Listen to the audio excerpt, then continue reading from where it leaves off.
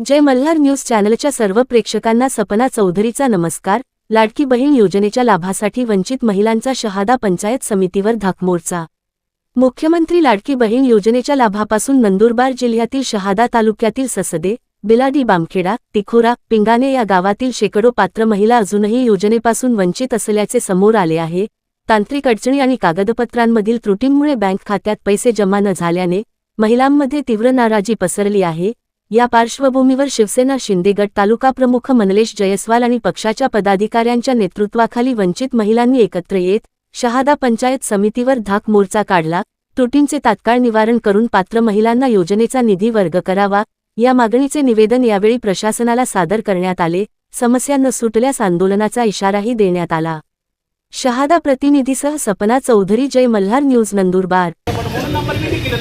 म्हणजे काही बी अडचणी नाही तर 100% आपण करू। आम्ही ते चेकिंग करणार मागा लागेल करायला येऊ। तुमच्या बाईंना काय प्रॉब्लेम सर तर आम्ही आपण कॉम्प्युटरमध्ये दुरुस्त करून 100% प्रयत्न। काल परवा आदरणीय आमदार श्री चंद्रकांतजी रघुवंशी साहेबांना ते दौऱ्यावर असताना या सर्व महिला त्यांना भेटल्या आणि त्यांनी व्यथा सांगितली की आमचे लाडकी बहिणीचे योजनेचे जे पैसे आहेत ते आम्हाला मिळत नाही, आमच्या खात्यावर पडत नाही।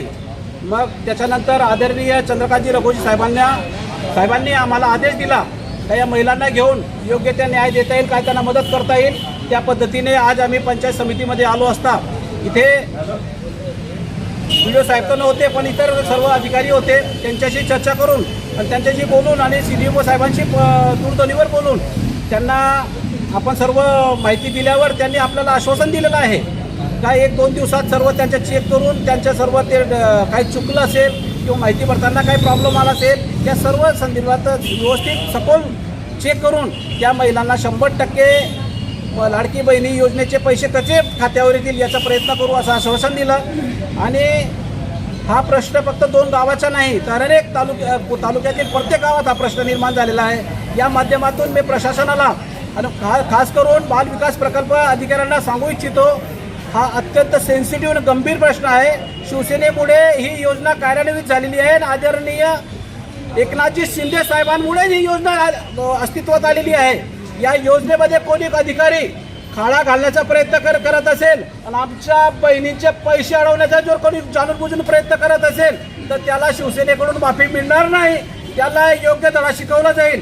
शिवसेनेच्या माध्यमातून प्रखर आंदोलन छेडलं जाईल आणि आंदोलनादरम्यान कायदा सुव्यवस्थेचा प्रश्न निर्माण झाला तर हेच अधिकारी जबाबदार राहतील हे ध्यानात ठेवा आणि आमच्या बहिणींचं नुकसान होणार नाही याची अधिकाऱ्यांनी दक्षता घ्यावी।